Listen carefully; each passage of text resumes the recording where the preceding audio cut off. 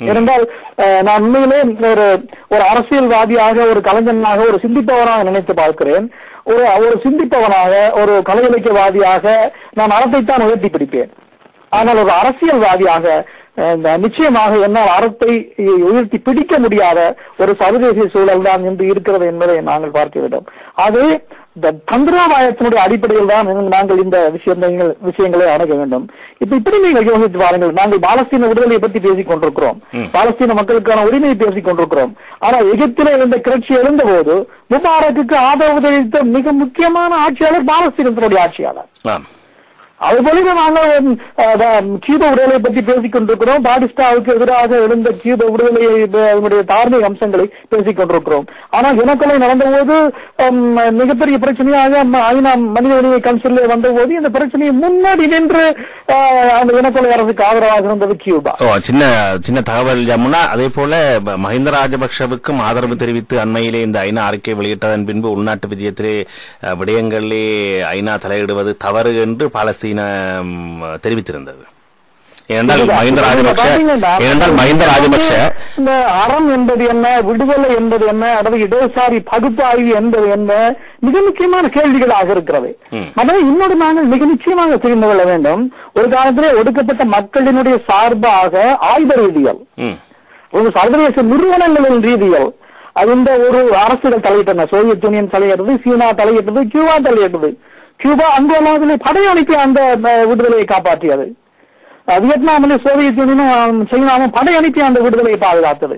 அதே போலவே மூன்றாம் உலக நாடுகளுடைய விடுதலை என்பது லெனினியத்தினுடைய தலைமை இல்லை என்றால், லெனினுடைய தூரதர்சனம் இல்லை என்றால், காலனி ஆதிக்கத்திற்கு எதிரான மூன்றாம் உலக நாடுகளுடைய விடுதலை என்பது சாத்தியமில்லை. ஆனால் நிலைமை இப்போது அப்படி இல்லை என்பதை நிச்சயமாக புரிந்து கொள்ள வேண்டும். அப்படி பார்க்கிற போது அடுத்த கேள்விகள் வருகிறது. ஒரு ஒடுக்கப்பட்ட மக்கள் எந்த விதமான தோழமையை நாங்கள் தெரிந்து கொள்ள வேண்டும். ஒன்று, அரசுகள், அரசு சார்ந்த நிறுவனங்கள், அரசு சாரா நிறுவனங்கள் என்று இருக்கிற இந்த சர்வதேச நிறுவனங்கள் உடைய எங்களுடைய நிலைப்பாடுகளை, அரசியல் அழுத்தங்களை நாங்கள் முன்னெடுப்பதா, அல்லது அந்தந்த நாடுகளிலே இருக்கிற அரசுகளுக்கு எதிராக போராடி கொண்டிருக்கிற இயக்கங்களின் மூலம் நாங்கள் இந்த அரசியலை முன்னெடுப்பதா என்ற மிக முக்கியமான கேள்வி. ஏனென்றால் பெரும்பாலான இடதுசாரி நிலைப்பாட்டாளர்கள் சொல்கிறார்கள் என்னென்றால் அந்தந்த நாடுகளிலே இருக்கிற அந்த போராடும் இயக்கங்களோடு நாங்கள் ஒற்றுமைப்படுத்திக் கொள்ள வேண்டும் என்று சொல்கிறார்கள். ஆனால் இதிலே ஒரு மிக முக்கியமான சிக்கல் இருக்கிறது என்று நினைக்கிறேன். ஏனென்றால் இந்த நான் சொல்லுகிறேன், அந்த படிப்போர் காலம் அல்லது கெடுபிடிப்போர் காலகட்டம் என்று சொல்ல அந்த இடதுசாரி பகுப்பாய்விலே இருக்கிற அந்த இடதுசாரி நிலைப்பாட்டிலேயே இருக்கிற பெரும்பாலானவர்கள் இந்தியாவிலே, அதாவது இந்த உலக நாடுகளில் இருக்கிற அரசுகளை எதிர்த்து போராடி கொண்டிருக்கிறார்கள். குறிப்பாக நான் சொல்ல வேண்டும் என்றால், இந்தியாவிலே மார்க்சிஸ்ட் கம்யூனிஸ்ட் கட்சி எடுத்துக்கொள்வோம். இந்தியாவில் இருக்கிற மார்க்சிஸ்ட் கம்யூனிஸ்ட் கட்சி இந்திய அரசாங்கத்தை எதிர்த்து போராடி கொண்டிருக்கிறது. அமெரிக்காவினுடைய அணு ஆயுத ஒப்பந்தங்களை, மற்ற விஷயங்களை எடுத்து போராடி கொண்டிருக்கிறது. தலித் பிரச்சனையை எடுத்து போராடி கொண்டிருக்கிறது. முஸ்லிம்களுக்கு ஆதரவான பிரச்சனையை போராடி கொண்டிருக்கிறது. ஆனால் தமிழர்களுடைய பிரச்சனையில் தான் நிலைப்பாடு எடுக்கிறது என்று பார்த்தீர்கள் என்றால், அதற்கு மிக முக்கியமான விஷயம் என்னவென்றால், ஒன்று, அது தந்திரோபாயத்தினுடைய அடிப்படையிலோ அல்லது எதனுடைய அடிப்படையிலோ ஏகாதிபத்தியம் அல்லது அமெரிக்க மேற்கத்திய நாடுகள் தலையிடுவது என்றால் அதை கண்ணோடித்தனமாக எதிர்ப்பது என்ற நிலைப்பாட்டை அவர்கள் கொண்டிருக்கிறார்கள். இதனுடைய தார்மீக அம்சங்கள், இதனுடைய புரட்சிகர அம்சங்கள், இடதுசாரி அம்சங்களை பற்றி அவர்கள் கவலைப்படுவதில்லை. மற்றும் அதற்கு இன்னொரு மிக முக்கியமான காரணம், மார்க்சியவாதிகள் இடதுசாரிகள் என்று சொல்லப்படுகிறவர்கள் என்பது இன விடுதலை என்ற கருத்தாக்கத்தை, இன விடுதலை என்ற விஷயத்தை தங்கள் வரலாறு முழுக்கவுமே ஒப்புக்கொள்ளவில்லை. லெனினுக்கு இருந்த தூரதர்சனம் அல்லது குறைந்தபட்சம் ஸ்டாலினுக்கு இருந்த தூரதர்சனம் அதற்கு பிற்பாடு வந்த இடதுசாரிகளுக்கு, மார்க்சியர்களுக்கு இல்லை என்பதை நாங்கள் பார்க்கக்கூடியதாக இருக்கிறது. பொதுவாக சொல்வார்கள், மார்க்சியத்திற்கு மிகப்பெரிய சவால் பெண்ணிலைவாதம், தேசியம் என்று சொல்வார்கள். என்று சொன்னால் இந்த பெண்ணிலைவாதம், தேசியம் போன்ற பிரச்சனைகளை இவர்கள் சரியாக எதிர்கொள்ளவில்லை என்பதை நாங்கள் புரிந்து கொள்ள வேண்டும். அது இந்த சமயத்தில் நாங்கள் மேற்கொள்ள வேண்டிய தந்திரோபாயம் என்பது, ஏனென்றால் அரசனுடைய அடிப்படையில் எங்களுக்கு இல்லை என்று தெரியும். ஏனென்றால் ஈராக்கிலே அமெரிக்கா பொருளாதார தடை பிடித்த போது 50,000 குழந்தைகள் கொல்லப்பட்டன. அதுபோல 10 லட்சம் மக்கள் அங்கே கொல்லப்பட்டிருக்கிறார்கள். எங்களுக்கு தெரிகிறது மனித உரிமையை பேசுவதற்கான தகுதி இந்த மேற்கத்திய நாடுகளுக்கும் அமெரிக்காவுக்கும் இல்லை என்பது தெரிகிறது. ஆனால் கையறு நிலையில் விட்டு வைக்கப்பட்ட பொஸ்னிய மக்களுக்கு யார் ஒரு அரசியல் உதவி செய்தார்கள்? அவர்கள் தாங்கள் போராட முடியாத நிலைமையிலே விமான குண்டுதாக்குகளுக்கு உத்தரவுகிற போது இந்த கியூபா மக்களுக்கு ஆதரவாக இந்திய மக்களுக்கு ஆதரவாக யார் தலையிடுகிறார்கள் என்று பார்க்கிற போது, அல்லது கிழக்கு தமிழ் பிரச்சனைகளை எடுத்துக்கொண்டீர்கள் என்றால் அந்த பிரச்சனையில் அந்த கிழக்கு தமிழ் மக்களுக்கு ஆதரவாக யார் தலையீடுகளை எடுத்துக்கொண்டார்கள், யார் சர்வதேச ரீதியிலே நகர்வுகளை மேற்கொண்டார்கள் என்றால் துரதிருஷ்டவசமாக இடதுசாரிகள், துரதிருஷ்டவசமாக ஏகாதிபத்தியவாதிகள், மேற்கத்தியவாதிகள். ஆகவே இப்போது இந்த இடதுசாரிகள் என் நிலைப்பாட்டை மேற்கொள்ள வேண்டும். 2 விதமான தந்திரோபாயங்கள் தான் இருக்கிறது. ஒன்று, இந்த அமெரிக்க மேற்கத்திய ஏகாதிபத்தியங்களுடைய இந்த நகர்வு என்பது அந்த இனக்கொலையில் இருந்து காப்பாற்றிக் கொள்கிற மக்களுக்கு சாதகமான நிலைப்பாடுகளை கொண்டிருக்க வேண்டும் என்றால், அந்த சாதகமான நிலைப்பாடுகளை எவ்வாறு கையாள்வது என்பது ஒரு மிக முக்கியமான தந்திரோபாயமாக நாங்கள் எடுத்துக்கொள்ள வேண்டும்.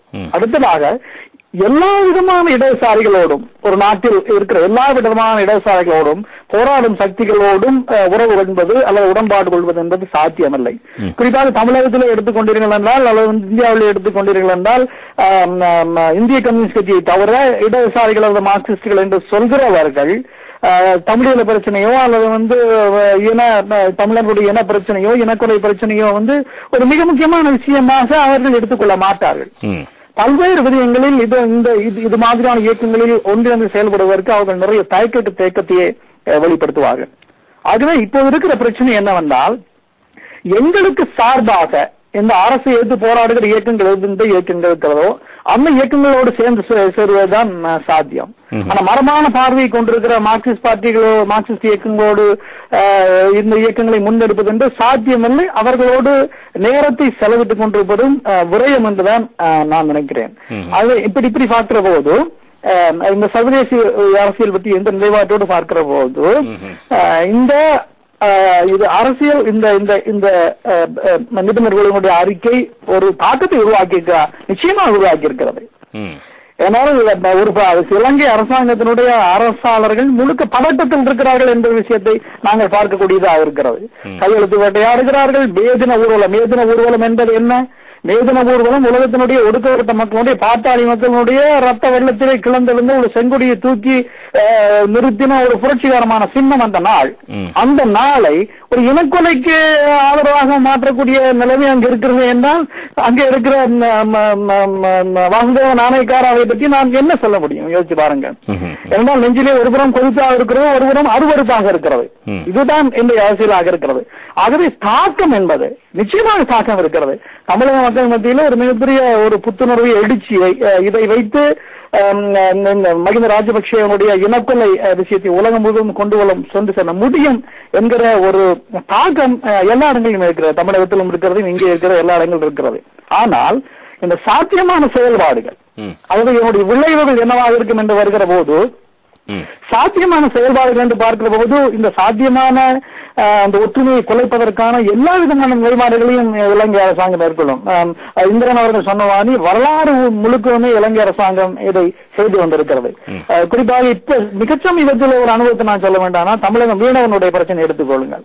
500 மீனவர்கள் தமிழகத்தினுடைய மீனவர்கள் கொல்லப்பட்டிருக்கிறார்கள். அந்த பிரச்சனையை இலங்கை அரசு எவ்வாறாக எப்படி எதிர்கொண்டது என்று பார்த்தீர்கள் என்றால், வடக்கிலே இருக்கிற தமிழ் மீனவர்களுக்கும் தமிழகத்திலே இருக்கிற தமிழ் மீனவர்களுக்கும் இடையிலான பிரச்சனையாகத்தான் அதை செய்தது.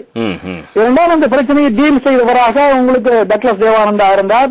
இந்த பிரச்சனையை பற்றி அதிகமாக ஊடகங்களில் பேசியவர்களாக அந்த கடற்தொழிலாளர்களுடைய அமைப்பினுடைய தலைவர்கள் இருந்தார்கள். ஆனால் இதில் ஒரு விஷயம் பின்தள்ளப்பட்டது. இதுவரைக்கும் 500 தமிழக மீனவர்கள் கொல்லப்பட்டிருக்கிறார்கள். நிச்சயமாக நம்ம தமிழக 500 தமிழக மீனவர்களை கடற்தொழிலாளர் சம்மேளனத்தில் இருக்கிற மீனவ தொழிலாளர்கள் கொண்டார்கள் என்று நான் நினைக்கவில்லை.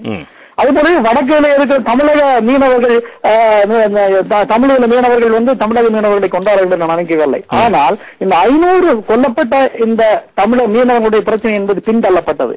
அந்த பிரச்சனை என்பது வடக்கிலே இருக்கிற ஈழத்தமிழ் மீனவர்களுக்கும் தமிழக மீனவர்களுக்குமான பிரச்சனையாக உருவாக்கப்பட்டது. இது மிகப்பெரிய ராஜதந்திரம். அடிக்கடி நான் நினைப்பது மொக்கு சிங்களம் நினைக்கிறார்கள். நிச்சயமாக மொக்கன் இல்லை. ஏன்னா அவர்கள் மிகச்சிறந்த ராஜதந்திரிகளை உருவாக்கி இருக்கார்கள். எவ்வளவு அற்புதமான ராஜதந்திரி. நான் மாவோசோட எதிரிகள் உங்களுக்கு மிகப்பெரிய புத்திசாலிகள் இருந்தால் அவர்கள் வெளிப்படையாக புகழ வேண்டும் என்று. அதனால நாங்கள் உண்மையிலே பீரிஸ் ஒரு மிகச்சிறந்த ராஜதந்திரி. மிக அழகாக மிக மெதுவாக பேசுகிற, டிப்ளமேட்டிக்காக பேசுகிற ஒரு மிகச்சிறந்த ராஜதந்திரி. அந்த ராஜதந்திரியை நாங்கள் தமிழ் சூழலில் உருவாக்கி இருக்கிறோம் என்ற ஒரு மிகச்சின்ன கேள்வியை கேட்டுக்கொண்டு அடுத்ததாக இந்த சாத்தியமான செயல்பாடுகளுக்கு போகலாம் நினைக்கிறேன். சாத்தியமான செயல்பாடுகள் என்ற போது ஒன்று இப்போ எங்களுக்கு தெரியுது, ஒன்றுபட்ட செயல்பாடுகள் என்பது இல்லை. ஒன்றுபட்ட செயல்பாடுகள் என்பது நான் ஏன் வலியுறுத்துகிறேன் என்று கேட்டீர்கள் என்றால், நான் முதலே சொன்னேன், ஒன்று அரசுகளுக்கு எதிராக போராடுகிற இடதுசாரி இயக்கங்கள் நமக்கு சாதகமாக வருகிற இயக்கங்களோடு சேர்ந்து போராடுவது. இன்னொன்று அரசு நிறுவனங்களையும் அரசுகளையும் சர்வதேச நிறுவனங்களையும் நீங்கள் அழுத்தத்துக்கு உருவாக்குவது. அப்ப இந்த சர்வதேச நிறுவனங்களை, அரசு நிறுவனங்களை, அரசார நிறுவனங்களை அழுத்தத்துக்கு உருவாக்குவது என்பது ஒன்றுபட்ட இயக்கங்களின் மூலம் மட்டுமே சாத்தியம். அந்த ஒன்றுபட்ட இயக்கங்கள் குறிப்பாக தமிழக அனுபவத்தை எடுத்து பார்த்தீர்கள் என்றால், இப்ப முத்துக்குமாரனுடைய ஊர்வலத்திலிருந்து இப்ப சமீபத்தில் தற்கொலை செய்து கொண்டிருந்த இன்ஜினியர், அந்த 25 வயது பொறியியலாளனுடைய அனுபவத்திலிருந்து பார்த்தீர்கள் என்றால், வைகோ தனியாக போய் அஞ்சலி செய்வார், சீமான் தனியாக போவார், அதே மாதிரி இந்திய கம்யூனிஸ்ட் கட்சி சார்ந்தவர்கள் தனியாக போவார்கள், தியாகு தனியாக போவார், மணியரசன் தனியாக போவார், குளத்தூர்மணியும் ராஜேந்திர சோழனும் தனியாக போவார்கள். இந்த பிரச்சனையில பார்த்தீர்கள் என்றால் தமிழகத்தில் தினமும் இயக்கங்கள், ஊர்வலங்கள், மாநாடுகள், ஆர்ப்பாட்டங்கள், கருத்தரங்கள் நடந்து கொண்டிருக்கிறது. ஆனால் தனித்தனியாக நடந்து கொண்டிருக்கிறது. காரணம் என்னவென்றால், இதற்கு மிக முக்கியமான காரணம் ஒன்று, தேர்தல் அரசியலில் தங்களுடைய நலன்களை எடுப்பதற்காக இதை பாவிக்கிற கண்ணோட்டம் என்று அந்த அரசியல்வாதிகளிடம் இருக்கிறது. இன்னொன்று, தங்களுடைய அரசியல் நிலைப்பாடுகள், அரசியல் மாறுபாடுகள் இருக்கிறது இல்லையா? நம்ம மணியரசனுடைய தமிழ் தேசியத்திற்கும் குளத்தூர்மணி ராஜேந்திர சோழனுடைய தமிழ் தேசியத்திற்கும் நிச்சயமாக வித்தியாசம் இருக்கிறது. ஏனென்றால் தியாகுவோ அல்லது மணியரசனோ சாதியம், முஸ்லீம் பிரச்சனை போன்ற விஷயங்களை அவர்கள் அதிகமாக முன்னிலைப்படுத்தி பேசுவதில்லை.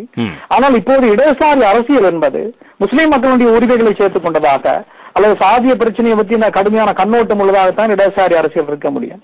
ஆகவே தமிழ் தேசிய அரசியல் இனியாக உருவாகிற அரசியல் என்பதை நான் ஏன் சொல்கிறேன் என்றால், ஈழத்தில் தமிழ் தேசிய அரசியலுடைய மிகப்பெரிய பின்னடைவு யாழ்ப்பாணத்தில் முஸ்லீம்களை வெளியேற்றியது.